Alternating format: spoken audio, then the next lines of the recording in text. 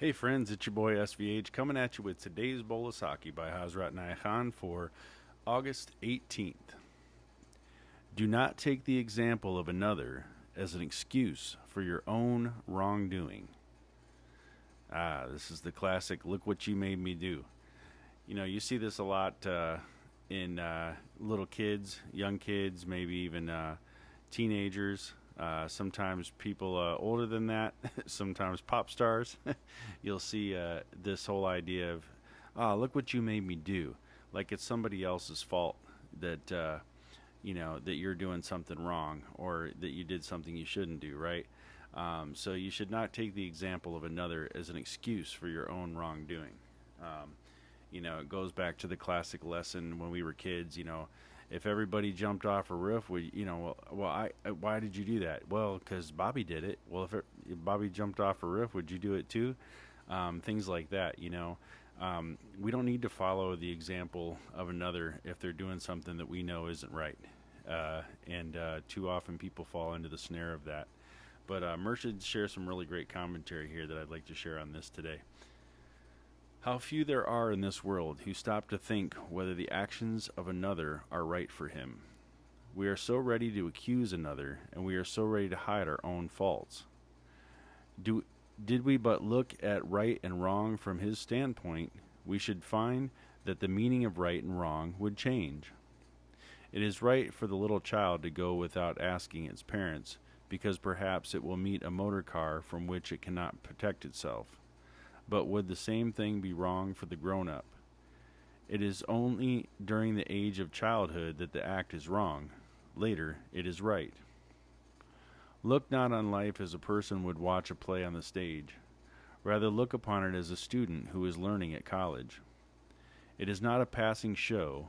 It is not a place of amusement in which to fool our life away. It is a place for study in which every sorrow, every heartbreak, brings a precious lesson. It is a place in which to learn by one's own suffering, by the study of the suffering of others, to learn from the people who have been kind to us, as well as from the people who have been unkind. It is a place in which all experiences, be they disappointments, struggles, and pains, or joys, pleasures, and comfort, contribute to the understanding of what life is and the realization of what it is. When the moral conception of life is understood better, when man knows what is right and what is wrong, what is good and what is bad, and judges himself only, he sees these two opposite things in his own life, person and character. For man sees the folly of another and wishes to judge another, when his sense of justice is not wide awake. Those whose personalities have brought comfort and healing to their fellow men were the ones who only used the faculty of justice to judge themselves, who tried to correct themselves of their own follies, and being engaged in correcting themselves, had hardly time in their life to judge another. The teaching of Christ, "Judge not, lest ye be judged," will always prove the greatest example to be followed.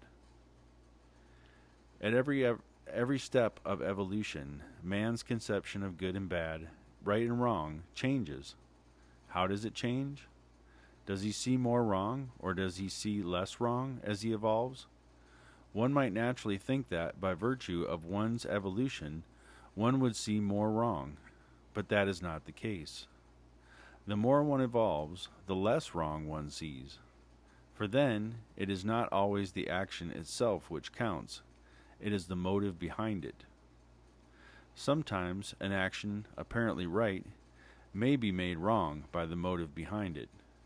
Sometimes an action apparently wrong may be right on account of its motive. Therefore, although the ignorant are ready to form an opinion of another person's action, for the wise it is most difficult to form an opinion of the action of another.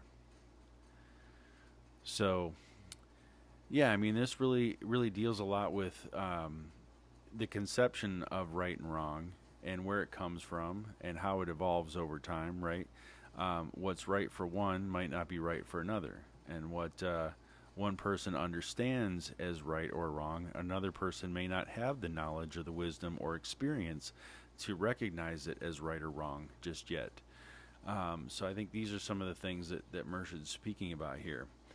And as Christ taught, judge not lest ye be judged. So, always putting blame on somebody else or always looking at somebody else as the cause of your problems is really the cause of your own problems, because you're not taking a good enough look at yourself.